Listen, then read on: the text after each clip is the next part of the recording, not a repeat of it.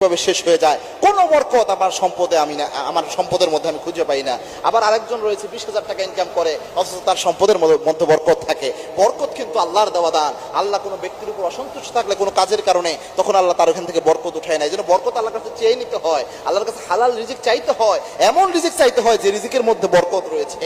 এটা গুরুত্বপূর্ণ বিষয়। এবং হালাল খেতে হয়। হালাল যদি আপনি ভক্ষণ করেন, অবশ্যই আপনার মধ্যে বরকত থাকবে, আপনার রিজিকে বরকত থাকবে এবং আল্লাহ রাব্বুল আলামিনের সাহায্য থাকবে। এবং বেশি বেশি শুকরিয়া আদায় করবেন, তাহলেও বরকত থাকবে।